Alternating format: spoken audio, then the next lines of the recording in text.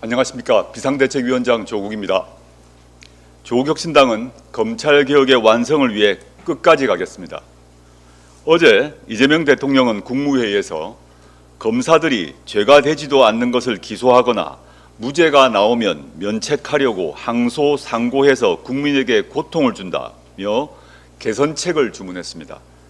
대통령의 문제의식에 100% 동의합니다. 검찰권 오남용의 폐해를 바로잡겠다는 의지로 이해합니다.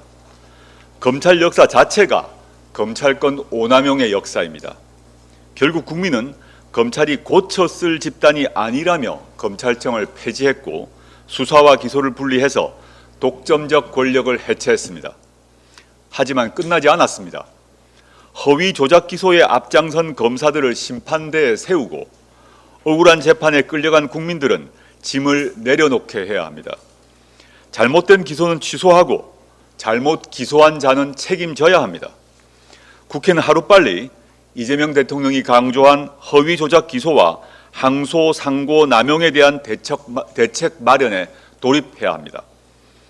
가장 먼저 해야 할 일은 조국혁신당이 발의한 검찰권 오남용 진상조사 및 피해회복 특별법을 통과시키는 일입니다.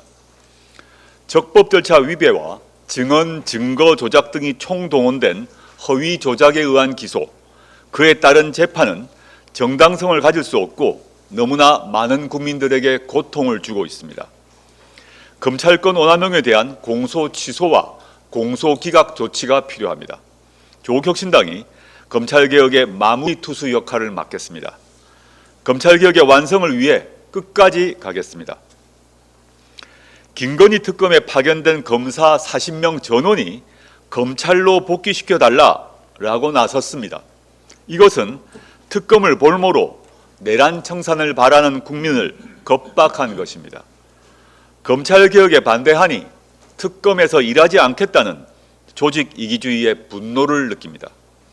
검사들은 자중하십시오. 검찰청은 이미 폐업 신고를 마쳤습니다.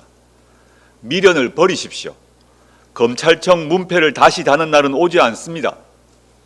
국민께 사과하십시오. 국민의 공복인 공직자가 자기가 일할 곳을 선택하겠다는 것은 용납할 수 없는 일입니다. 법무부 장관은 재차 항명이 일어난다면 주저없이 징계 절차에 착수해야 합니다. 그리고 특검에 있기 싫다는 검사가 있다면 남기지 말고 모두 교체해야 합니다. 부동산 값이 심상치 않습니다. 서울 한강벨트를 중심으로 평균 아파트 값이 처음으로 18억 원을 돌파했습니다. 실수요인 전세 가격이 자극받고 있는 것이 문제입니다. 수도권의 전세 가격은 26개월째 상승 중입니다. 이는 월세를 상승시키고 결국 서민만 높은 삶의 비용을 떠안게 됩니다. 정책은 타이밍입니다.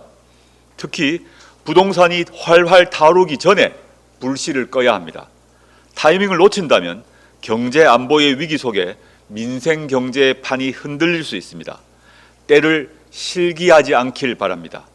무엇보다 고품질 공공임대와 중저가 주택 공급에 대한 구체적 로드맵이 나와야 서민의 불안 심리를 해소할 수 있습니다.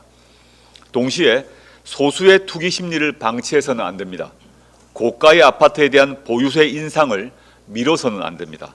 정부와 국회가 근본적인 대책 논의에 들어가야 합니다. 주택 공급 체계와 부동산 세제, 임대차 방식 등에 대한 근본적 재설계에 나서야 할 때입니다.